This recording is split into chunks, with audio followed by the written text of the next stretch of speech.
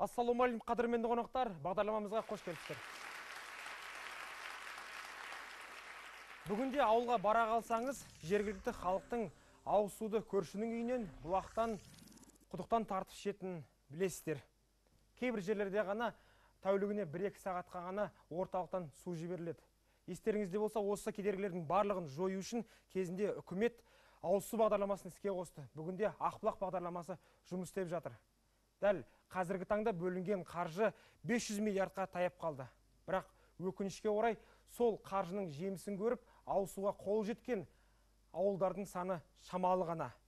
Есесіне жемқорлық факті жыл сайын өсіп келеді. Ендеше қарапайым ғана сауал туындайды.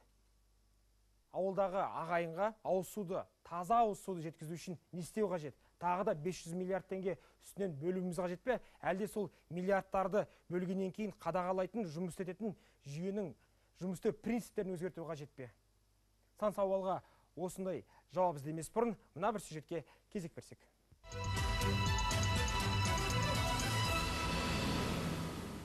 Бүгінде халқымыздың 43% ауылды елді мекенде тұрады. Оларды мазалайтын мәселе аз емес. Соның бірі таза ауыз су. Үкімет Қазақстандағы шалғай жатқан ауылдарға, су құбыры ескірген қалаларға мөлдір су жеткізу үшін сонау 2002 жылы ауыз су бағдарламасын іске қосты. Жоба 2010 жылға дейін жоспарланған еді. Ауыл халқы суға қарық боламыз деп қуанса, жергілікті шенеуніктер біздің де алақанымыз майланар деп жымиған болар. Іс жүзінде екіншілерінің қолы жүрді. Себебі бағдарламаға әу баста 100 миллиард теңге бөлінбекші еді. Дегенмен 2010 жылы бұл қаржы 3 есеге өсіп 335 миллиардқа жетті. Бірақ қаржы қанша құйылса да суды көрген ауыл шектеуледі. Нақтырақ айтсақ, есеп комитетінің, Нұр Отан партиясының тексерісінің нәтижесінде 1700-ге жуық ауыл әлі су көрмеген. Заң бұзушылықтардың арасында су құбырының салынбауы, сапасыз құрылғы орнату, сметалық жоспардың асыра жасалуы, бітпеген жұмысты қабылдау, ескі су тартқышты жаңартпау секілді қылмыстар бар. Бірақ бір таңғаларлығы, қылмыстық жауапқа тартылған қызметкерлер санаулы. Жергілікті шенеуніктер бюджеттің бірнеше миллионын дұрыс қолданбаған үшін сөгіс алып, қызметін жалғастыра берген. Сонымен осылай ауыз күйсе де ауыз су ауылға жетпеді. Үкімет бюджеттен тағы қаржы шығарып, Ақбұлақ бағдарламасын іске қосты. Тек биыл ғана 151 елді мекенге су жеткізілуі қажет. Бірақ ескі жау атыспаққа жақсы деп, аймақтардағы мемлекеттік қызметкерлер бюджет қаржысының көзін жоюға тағы кіріскен. Мәселен, тек Атырау облысының Құрманғазы ауданында өз міндетін толық атқармаған компанияға 1,2 миллиард теңге заңсыз аударылған. Қысқасы, ескі және жаңа бағдарлама бойынша мұнда фактілер шаш етектен. Бірақ ауыл түгілі таза суға ірі қалаларда жете алмай отыр. Мәселен, гидрологтар Қостанай, Павлодар, Өскемен, Петропавл қалаларына жеткізілетін су мұнтаздай таза деп айта алмаймыз деп мойындап отыр. Онда ауыр металдар мөлшерден көп. Ал Алматы, Астана қалаларының маңында көбейіп келе жатқан елді мекендерге су жеткізуде кезекті кедергіге айналды. Дегенмен гидролог мамандар Қазақстанда артезиан және тұщы су, жерасты бассейндері халқымызды сумен қамтамасыз етуге жетіп артылады. Тек бағдарламаны жасағанда, оны жүзеге асырғанда ғалымдардың есебі мен ақыл кеңесіне құлақ түретін шенеунік жоқ деп өкпе назын айтады. Сонымен күн өткен сайын ауылдағы ағайынға да, қаладағы тұрғындарға да су ауадай қажет. Халық өсіп келеді, өндіріс саны артып барады. Ендеше бүгінгі Ақбұлақ кешегі ауыз судың қателігін ескере ме? Ескерсе барлығына бірдей су жеткізе ме?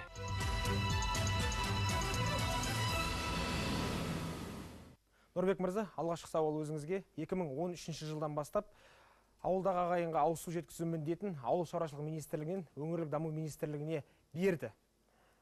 Қаншама артықшылығы да болды. Жалпы осы 7-8 айдың ішінде не өзгерді одан? Қазіргі таңда осы қателіктерді ескере отырып, жүйелі тәсілді енгізуге және сондай қалалар мен ауылдық елді мекендерде сумен жабдықтау және су бұру жүйелерін және объектілерін салу мен қайта жаңартуға шараларды қолданып жатыр. Қазірге айтсақ, Ақбұлақ бағдарламасы 2011 жылдан осы екі жылдың арасында, 2011-2012 жылдың арасында 300 ауылдағы 355 жобаны іске асыру үшін республикалық бюджеттен 62,5 миллиард теңге бөлді. нәтижесінде Нұрбек мырза, бірінші ақбұлаққа өтпей ақ қойып, алдымен ауыз суды қорытындылап алсақ. Жалпы 9 жыл бойы ауыз су жұмыс істеді бағдарламасы. Оған 335 миллиард теңгедей ақша бөлінді. Жоспардағы ауылдардың қаншасы нақты суға қол жеткізді? Алдыда қойылған мақсаттарға жетпеді ауыз су бағдарламасы. Нақты цифрамен сөйлейікші, қанша болды? Нақты дегенде қазіргі таңда республикада 6885 ауылдық елді мекендер бар. Ауыз су бағдарламасы бойынша қойылған мақсат 80%-ын сумен қамтамасыз ету. Бұл дегеніміз қазіргі таңда ауыз су бағдарламасы біткен кездегі қолжетімділік 42,5%-ды құрады. Яғни бізде 2,5... Яғни тең жартысынан көбірегіне су жетпеді? Су жетпеді, иә. Сол себепті осы бағдарламаның тиімсіздігін және қателіктен ескере отырып. Енді қараңыз, ол сіздердің ақпараттарыңыз екен. Енді есеп комитетінің ақпаратына сүйенсек, жоспардағы 7231 ауылдың тек қана 3400-іне ғана осы су жеткен екен. Ар жағындағы енді жалпы алған кезінде 4000 ауылға су жетпеген. Енді қателіктерді ескереміз дедіңіздер мәселен. Ал сол кісілерді жаңағы атқарған су комитеті болды, су ресурстары комитеті болды. Олардың қандай да бір жазаға тартылды ма, ол комитеттің жаңағы басқарғандары болсын, жүзеге асырғандары болсын? Әрине осындай жағдайлар болды. Нақты айтып кетсеңіз, ол қандай жағдайлар? Бюджеттік қаражатты тиімсіз пайдалану үшін және мерзімінде қолданысқа енгізбеу үшін қылмыстық және әкімшілік жазаларға тартылған адамдарды бар. Ол мәселе бойынша нақты айта алмаймын, кімдерді тартқан. Қазіргі біз... Қысасы қалды дейсіз ғой оның барлығы? Тарихта енді архивте қалды ғой оның барлығы? Қалды дегенде ол... Түсінікті. Енді сізді қатты қинамай ақ қойып. Рахмет. Шалатай мырза, өзіңіз жағдайдың бәрін білесіз. Сол ауыз су бағдарламасы жүзеге асып жатқанда өзіңіз Оңтүстік Қазақстан облыстарының бірінде аудан әкімі болдыңыз. Жағдайдың бәрін қадағалап отырдыңыз. Ендеше бағдарлама неге жүзеге аспай қалды? Енді осы мүмкіндікті байланып отыр ауданның орталығын сумен қамтамасыз етуге мүмкіндік жасап алдық. Оған шүкіршілік дейік. Бірақ жалпы осы бағдарламалардың енді ол өткені өтті ғой. Біз енді сол өткен қателіктердің қорытындысын жасап, жаңа бағдарлама жасап жатырмыз ғой. Осы бағдарламаның да өз дәрежесінде аяқталатынына мен бүгінгі түнде анша көп көңілім толып отқан жоқ. Неге дейсіз ғой? Иә. Мысалға, қазір осы бағдарламаны орындау үшін 3 тармақты 3 министрліктің мемлекеттік органдарына тиісті. Бірінші, тораптық су жүйелері ол қоршаған ортаны қорғау министрлігіне қарайтын су ресурстар комитетінде. Ал енді мына елді мекеннің қаланың ішінде жүйелерін жасау, ол мынау тұрғын үй коммуналдық шаруашылық комитетінде, ол өңірлік даму министрлігіне қарайды.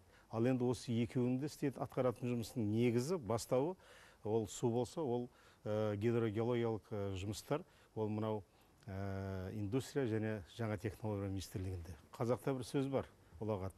Екі қошқардың басы бір қазанға сыймайды дейді. Ал енді бұл жерде қошқардың басы бір қазанда сия ма, сыймай ма, оның өмірі көрсете жатар. Сондықтан менің ойымша, қалай дегенде де осы бағдарламаны орындау жөнінде оператор біреу болған дұрыс болады деп ойлаймын. Сосын бұл мәселеде тағы мынандай жағдай бар.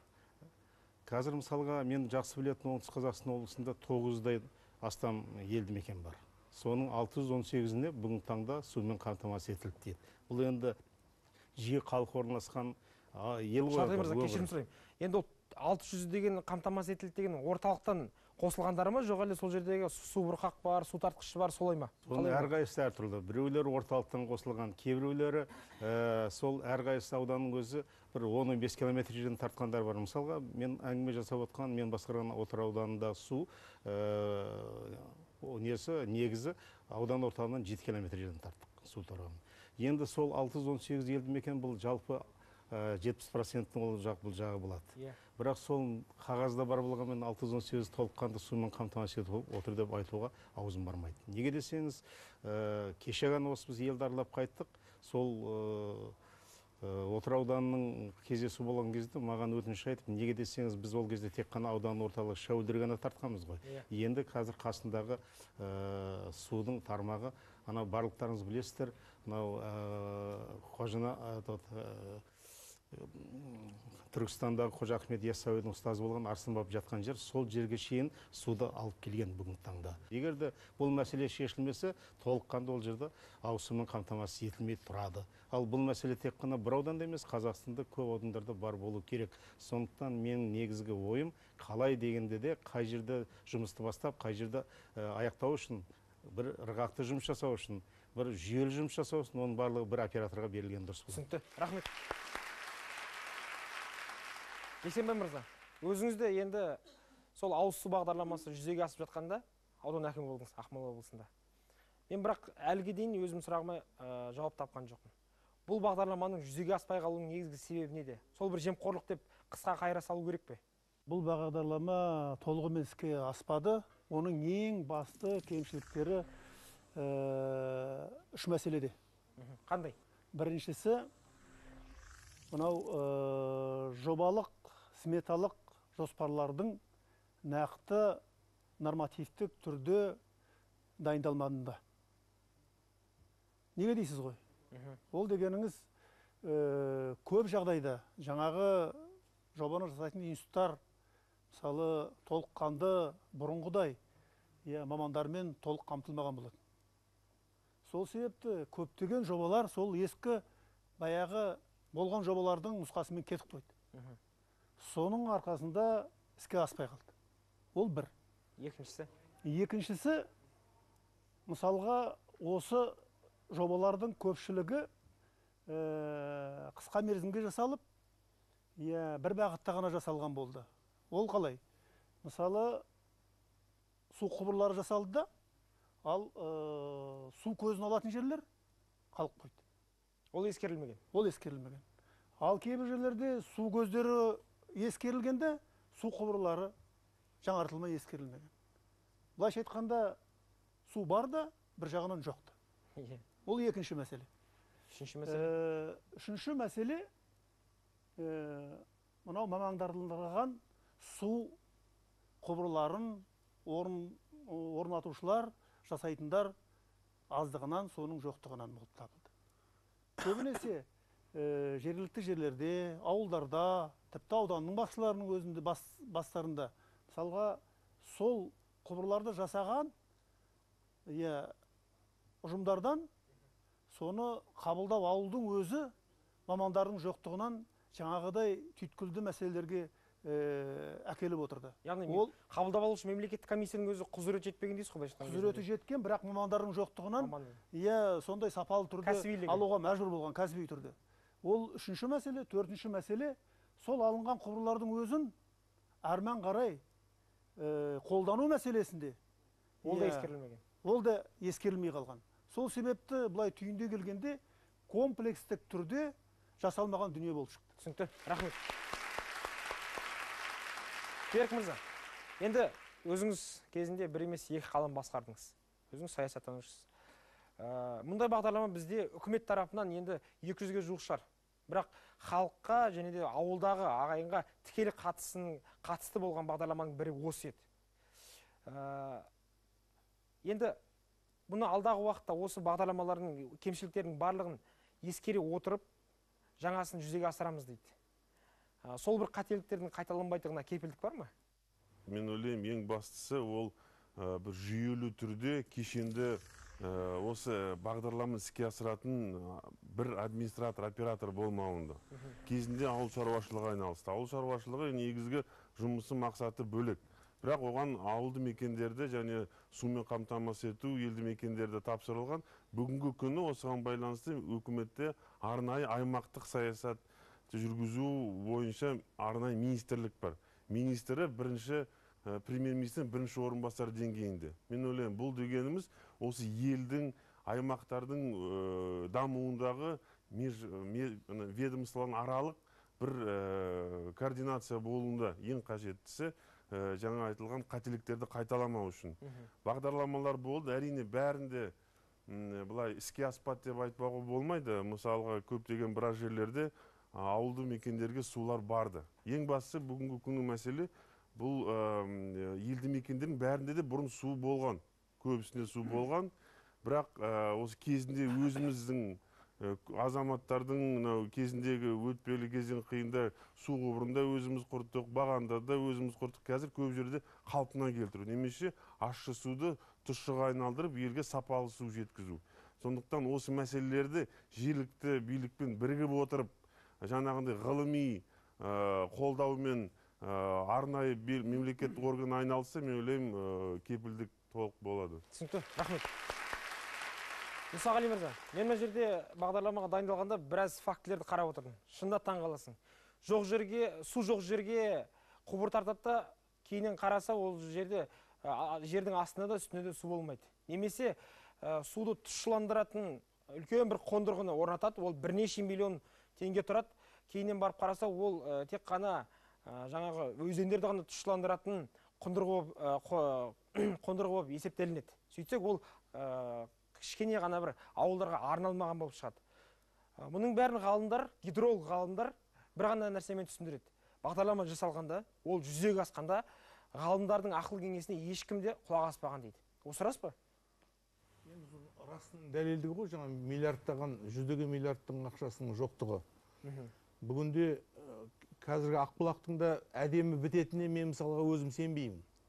Себебі жаңағы бұл Ақбұлақты жасаған кезде ауыз судан айырмашылығы, жаңа ғалымдар бұл мәселеге тартылды ма, олардың ой пікірлері келді ма деген сияқты күрделі мәселеге біз алдымен жауап беруіміз керек. Мысалы, мынау өңірлік даму министрлігі, мен ойлаймын, қазір ең күрделі сұраққа алдымен жауап беруіміз керек. Осы советтік заманда ауылда 60% адам тұратын. Қазір 47% тұрады. Болашақта 20% тұру керек деген. Осы тұғырдан қараған кезде сол жаңағы Ақбұлақтың ауылға жүргізуге судың қажеттігі бар ма, жоқ па деген меніңше қазір күрделі сұраққа біз жауап беруіміз керек. Бүгінгі күнде мысалы көп ауылға барсаңыз, бір үй жоқ, екі үй жоқ, жаңағы мен өзім sana барған ауылдардың көбісінде де сағатпен су береді.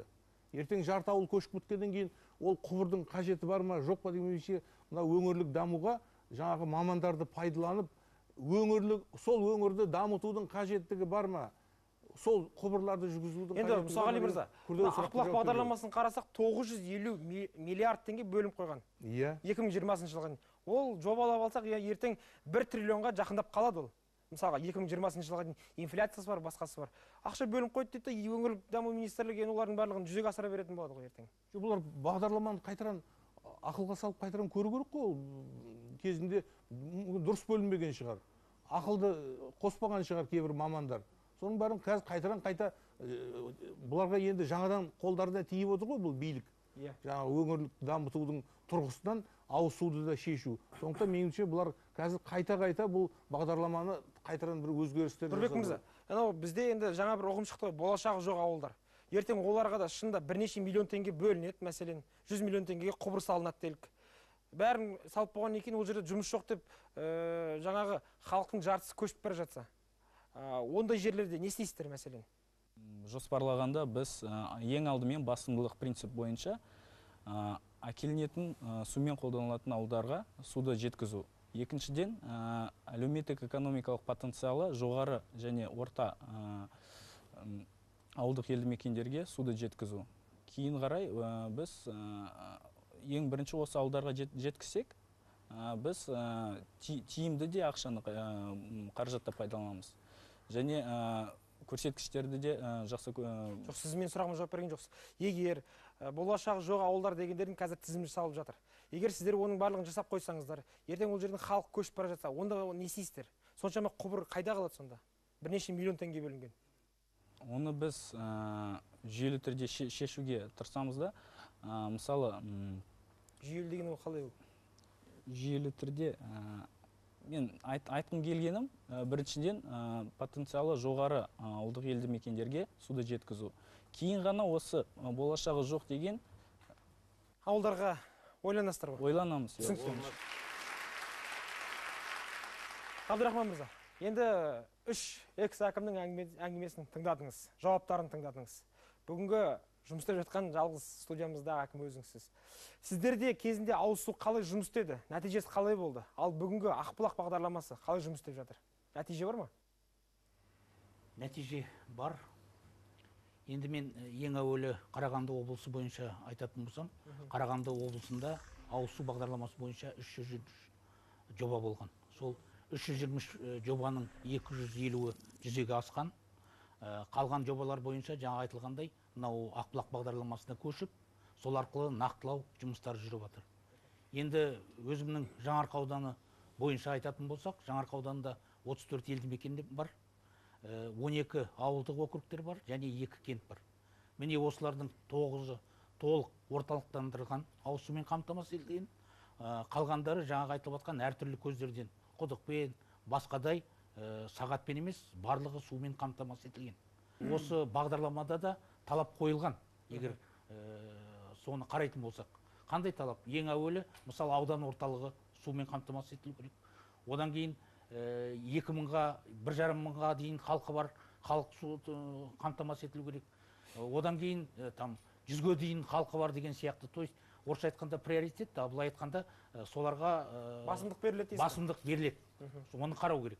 Екінші, біздің Жаңарқа ауданында жаңа мен айтқан 34 елді мекендердің 11 елді мекенін біз мына үкіметтің қаулысына кіргізіп, оларды әрі қарай экономикалық тұрғыдан дамымайтын елді мекендер қатарына кіргізіп қойдық. Бұл енді екінші жұмыспен қамту 2020 бағдарламасына сәйкес жаңағы елді мекендерден жұмыссыз жастарды, 5 жылдан артық тұратын жұмыссыз жастарды біз ауданның орталығына, басқа да тірек ауылдарға деп айтамыз, опорный пункттер, жаңа өзіміз айтып отқан, соларға көшіріп әкелу мәселесін қарастырып отырмыз. Мысалы, біз былтырғы жылы Жаңарқа ауданында 104 пәтер салдық. Міне соған жаңағы 104 пәтерге біз жаңағы 11 елді мекендерден жұмыссыздарды алып келіп, жұмыспен қамтамасыз етіп, оларды тұрғын үймен қамтамасыз етіп, жұмыстар жасап отырмыз. Қазақ өзінің туған жерін, ата-бабасының сүйегін жатқан жерін көшіп кету өте қиын. Ал үлкен кісілердің жағдайы не болады? Жастар мейлі өзінің болашағы үшін кетер орталыққа қарай. Енді қарт кісілер көше қоймас. Бірақ оларды да сумен қамтамасыз ету керек. Ол кезде не істеп жатсыздар? Оларды да сумен қамтамасыз ететін боламыз. Мысалы айтып отырсам, бізде қазір сумен қамтамасыз ететін бірінші кезекте 6 елді мекен тұр. 9-ын мен айтып өттім. Орталықтандырылған сумен қамтамасыз еткен. Оның ішінде Атасу кентінде біз қазір құны 720 миллиондық 13 жылдан бастап жобаны іске асырып жатырмыз. Амандық болса, қараша айында біз ақырғы 20 миллионды жергілікті бюджеттен бөліп іске асырып, біздің суымыз бар Атасу кентінде. Бірақ та реконструкция жасап, таза, жаңағы айтылғандай, сапалы таза су, Алихан деген жерден таза, сапалы, үлкен қоры бар су келетін болады. Ал енді жаңағы Алтаудың 4-еуіне биыл қазір геодезиялық жаңа сараптама жасап жатырмыз. Ендігі жылға ол 4-еу кіріп қаржы бөлінетін болса, оларды іске асырамыз. Сонда бізде 2 ғана елді мекен сумен қамтамасыз ететін қалады. Оның ішінде ең үлкен Қызылжар деген кентті де біз биыл 352 миллион қаржы бөлініп, оны да қараша айында іске асыратын боламыз. Рахмет. Дина ханым, енді өзіңіз іс-сапармен, журналистік іс-сапармен ауыл аймаққа жиі шығасыз. Айтыңызшы, біздің елде оңтүстік болсын, солтүстік болсын, сулы, нулы ауылдарымыз көп деп айта аламыз ба? Сулы, нулы ауылдарымыз көп емес. Әсіресе оңтүстік аймақта бұл өте маңызды.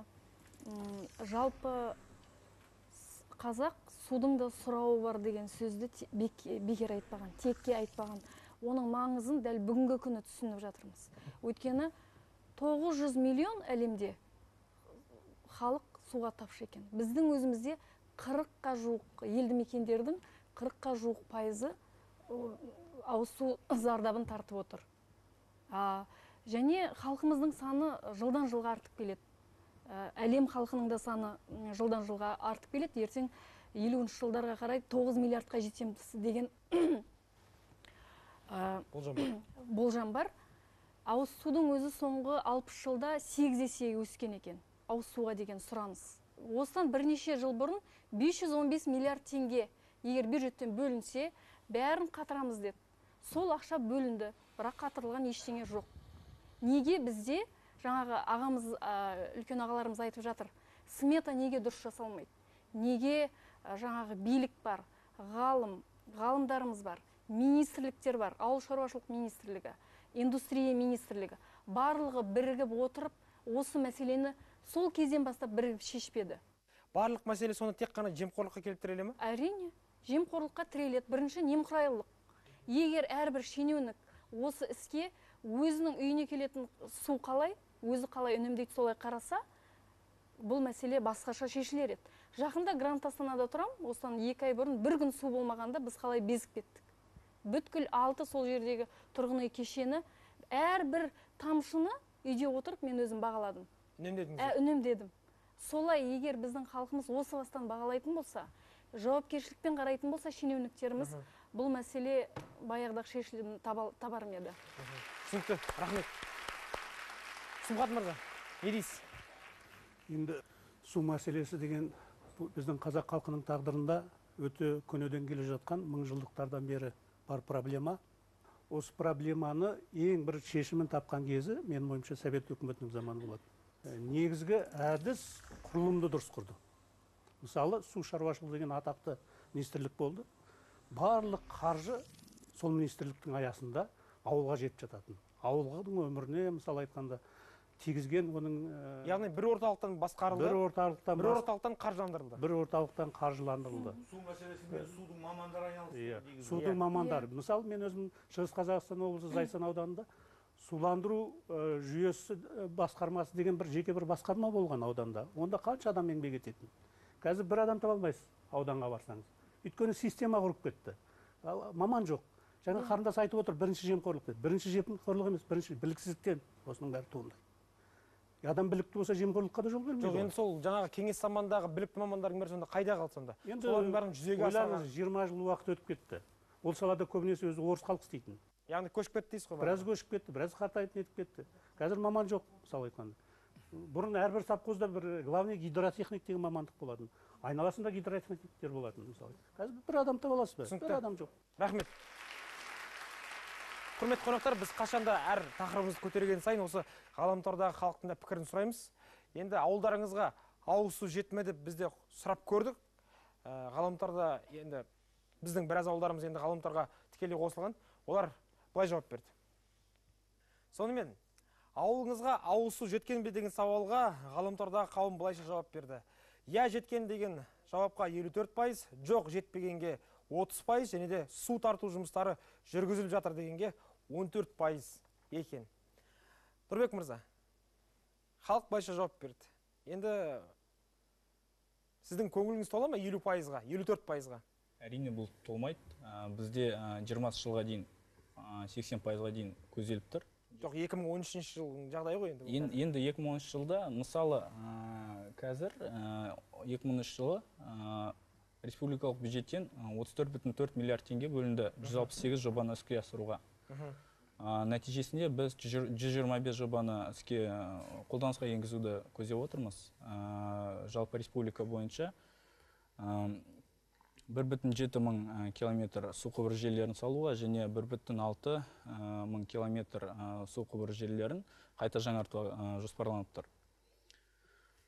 Енді Нұрбек мырза, мысалға былтыр сіздерге жоспарларыңыз бойынша 150-ге жуық елді мекен суға қосылу керек еді орталықтан. Сол жүзеге асты ма мәселен? Ақбұлақ бойынша енді. Ақбұлақ бойынша 11 мен 12 жылдардың арасында бізде 335 жоба іске асырылды.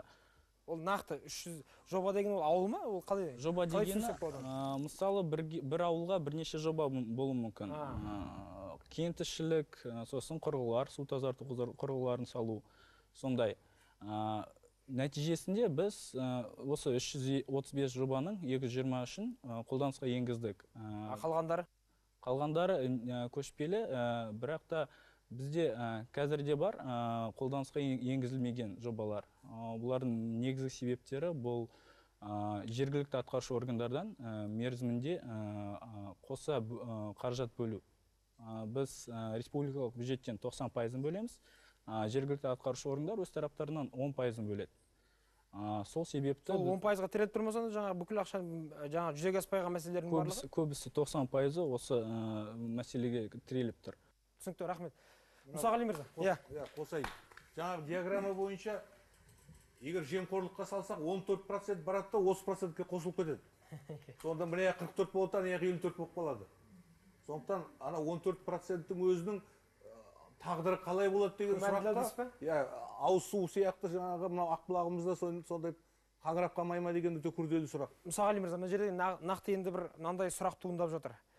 9 жыл өтті. Негізгі мәселе тек қана сол жаңағы сметалық жоспардың дұрыс жасалмағаны ғана емес, сонымен бірге негізгі мәселенің бірі ол нақты гидротехник, гидролог мамандардың жоқтығы деді. Сонау 2002 жылдан бері міне 11 жылдай уақыт өтті. Бізде ең жеткілікті ме сонша мамандар? Енді мамандарды бұл жерде жалпы халыққа айғай салып, мамандар келіңдер, сендерді пайдаланамыз, сендерді жинаймыз, бір күні осы жерде жиналады ғой олардың бәрін. Ол ана жердегі сол биліктегі сол судың басында отырған жігіттер жаңа жемқорлыққа салады да өздері апай-топай тендер өткізіп жібереді да, бір ауылдың жаңағы 300 миллионын алып біреуге бере салады, бір туаларға. Оның ешқандай хабары да жоқ, ол жаңа судың қалай жүргізу керек, құбырын қалай қосу керек деген сияқты. Сондықтан оның барлығы жаңағы айналыспаған жаңағы чиновниктардың арқасында болып отыр. Неге бізде бағдарлама соншама триллион теңгеге қымбат жасалынған? Ол мәселе жоқ деген әңгіме болды ғой. Ислам Әбішев осыны көтерді. 300 миллиард теңге үнемдеуге болады екен сол бағдарламадан. Неге десеңіз, мысалы, ол әрбір жобаның сметалық жобалау құжаты ауданның өзінде жасалады. Ауданда оны нақты жаңағы білгірлікпен жасайтын маман жоқ. Сол келеді, ол мысалы айтқанда әр ауданнан том болып келеді. Міне жерде отырған 20-30 адамның эксперттердің несі жоқ, оған бәрін қарап жобалау институттары бар ғой. Сол жобалау институттарының қазіргі уақыттағы жетіспеушілігі. Мүмкіншілік жоқ бәріне. Иә, оның ішінде барларының мүмкіншіліктері жоқ. Оның үстіне бұл жаңағы профессионалды мамандармен қамтылмаған. Иә, оның үстіне жаңағыдай бағдарлама жасалды. Осыншама миллиард алу керек, осыншама жоспар жасау керек деп жаңа өңірлік министрліктен айтып отыр ғой жаңағы маманы. Иә, соның арқасында біздерде көптеген түмпулер жоқ кетеді. Иә, бірінің артынан бірі қуып кетеді. Соның арқасында көптеген мәселелер оңды солды кетіп атады да, сапасы жоғалып, соңында судың болмайтындығы болады. Өте дұрыс айтылып отыр. Басында бағана қандай кемшіліктер болғанын ауызсу бағдарламасында Жексенбай ағамыз дұрыс айтып кетті. Жаңа оған 3 нәрсені айттық қой. Жаңа саған тағы да қосылып отыр. Қандайлар қосылады? Ең басында Ислам даму банкінен қаржы бөлінген уақытта, менің пайымдауымша, елдер қарамаған ақша беріледі, жаңағыдай жобалау құжаттамасын дайындаңдар, асығыс дайындады, судың қорын ешкім тексерген жоқ, бар ма жоқ па, қай жерден әкелетінін ешкім қараған жоқ, жобалауды жасай салды. Одан кейін оның тағы бір кемшілігі, біз әр ауылдарға неше колонка қоямыз. Өздеріңіз білесіздер, ауызсу бағдарламасы мен ақбұлақ бағдарламасының арасындағы айырмашылық, қазір ақбұлақ бағдарламасымен әр үйге біз суды жеткізіп береміз. Міне осыдан бөлек мен тағы да бір-екі мәселені айтайын деп едім. Жаңа мемлекеттік сатып алу туралы айтып жатырмыз ғой. Иә, қиындықтар бар. Жаңағыдай бір туалар келіп, көлденең көк аттылар, қолында ештеңе жоқ, кіріп кетеді де, ұтып алады, содан кейін соның соңынан шынын айтқанда әкімдер жүреді. Жергілікті әкім неге соған мысалға не істеу керек ол? Неге оған рұқсат береді, мәселен, ұтып алуға? Соны түсінбеймін mesela. Ол әкімнің қолында емес, айтып отырмын, оны өткізетін әкімгер бірінші.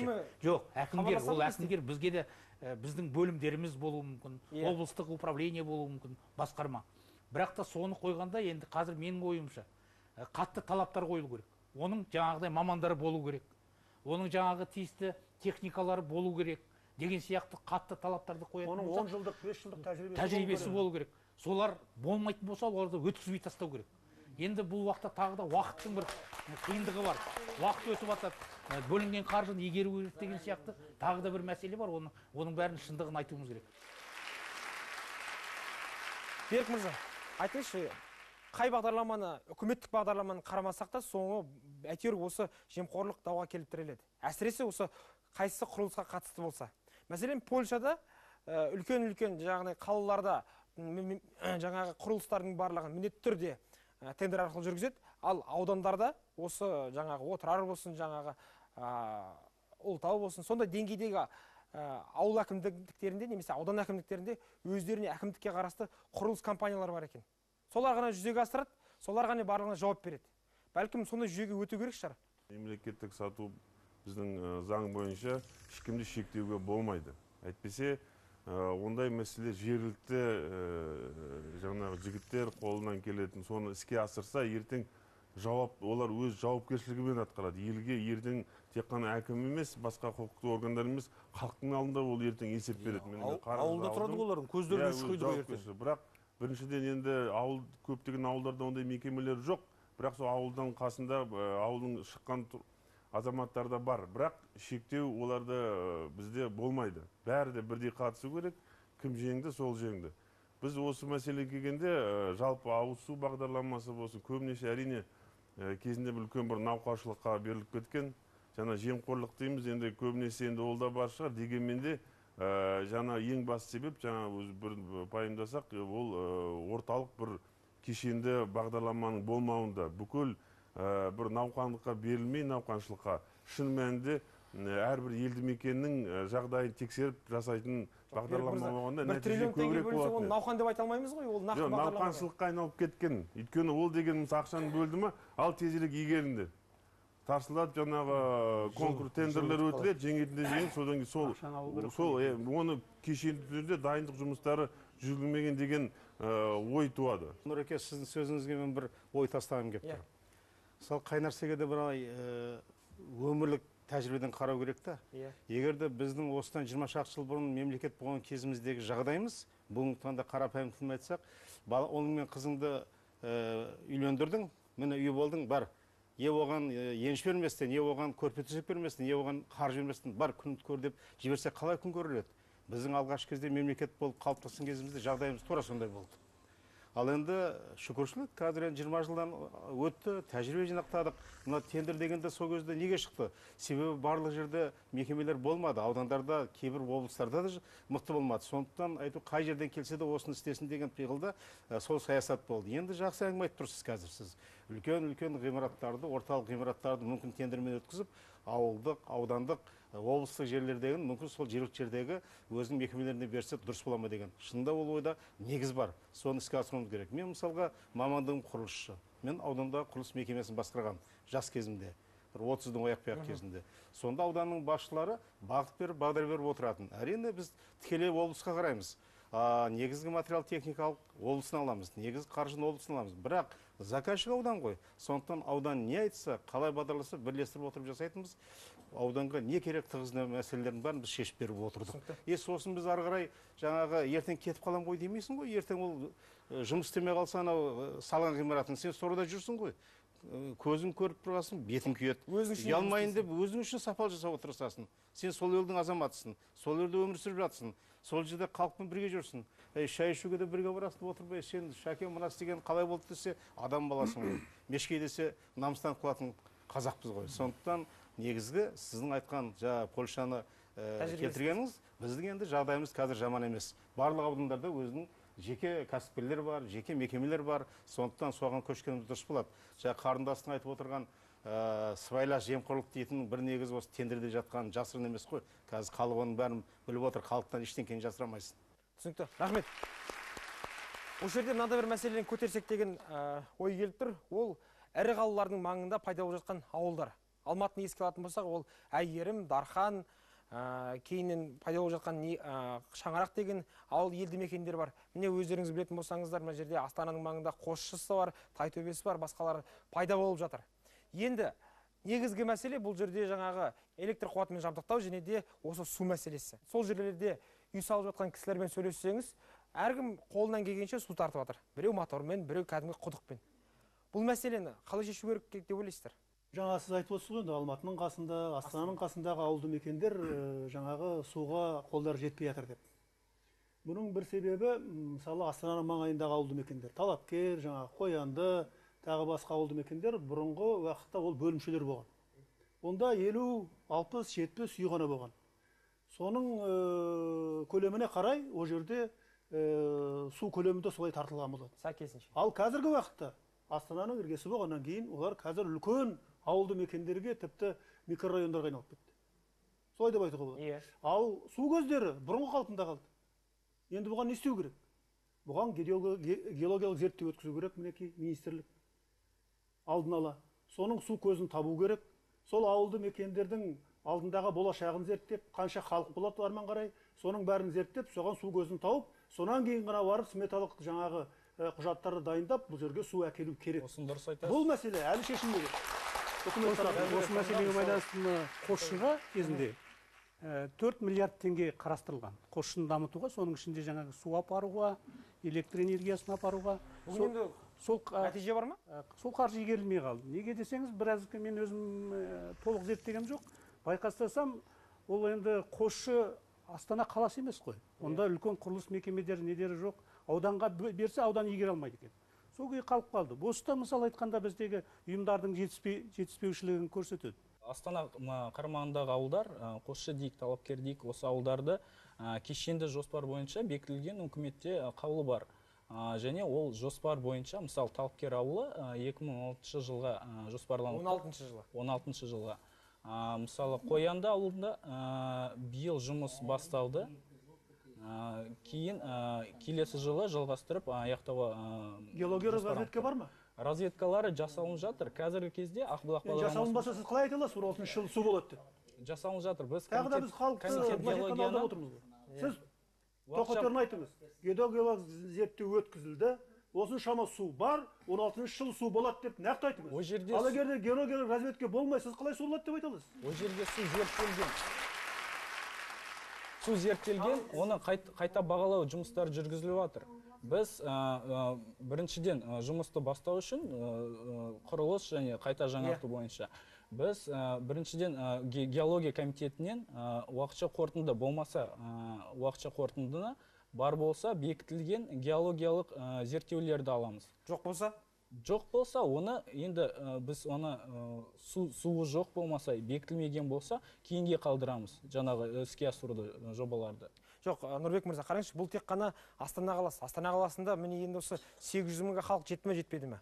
Ал енді 1,5 миллион халқы бар Алматының маңында мұнда елді мекендер өте көп. Шымкенттің маңында мысалы қанша салынып жатыр? Ол жерлерге бақылау, жаңағы зерттеу жұмыстары жүргізілді ме геологиялық? Ол жерде геология жұмыстары Алматы қаласында бәрі барланған, зерттелген, бәрі бар, бекітіліп. Ал енді қашан қамтамасыз етіледі? Мысалы, Әйгерім микрорайондары, келесі жылға Алматы облысына, Алматы қаласына әкімдігі бізге бюджеттік өтініммен берілді. Біз осы бюджеттік өтінімді қалыптастырып, орталық бюджеттік жоспарлау бойынша органға, яғни Минэкономикаға жолдадық. Қазір ол республикалық бюджеттің комиссиясының қарауымен келесі жылға енді қарастырылады, бекітіледі, беріледі деп ойлап жүрміз. Құрметті қонақтар, бағдарламамызды қорытындыласақ. Сонымен біздің тоқетер соңғы сұрағымыз. Ауыз су бағдарламасында кеткен қателіктерді ескеріп, Ақбұлақ бағдарламасын өз деңгейінде жүзеге асыру үшін не істеу қажет деп ойлайсыздар? Қысқа нұсқа. Мен жаңа айтып отырмын, су шаруашылығы министрлігін құру керек. Жаңа ана кісі өте дұрыс айтып кетті, оның қасында Қазавтодор сияқты үлкен бір соның подрядный организациясы болу керек қой. Ол бәсекелестік ортамен таласқа түсіп отырып, жұмысты жүзеге асырып отыру керек. Рахмет. Мынау жаңа айтып өттік қой, жобалық сметалық құжаттар дайындаймыз деп. Соған мен ойлаймын, мынау біздің ғалымдар, мамандар осы құжатты дайындағанда соның ішіне нормативтік түрде сол құбырды әрмен қарай қолдану үшін қандай техника, спецтехникалар керек екенін соған салса. Сол арқылы жаңағы берілген жаңа су құбырларын тиімді пайдалануға, жұмыс жасауға болар еді деп ойлаймыз. Әйтпесе біз қайталанып жатқан дүние сияқты.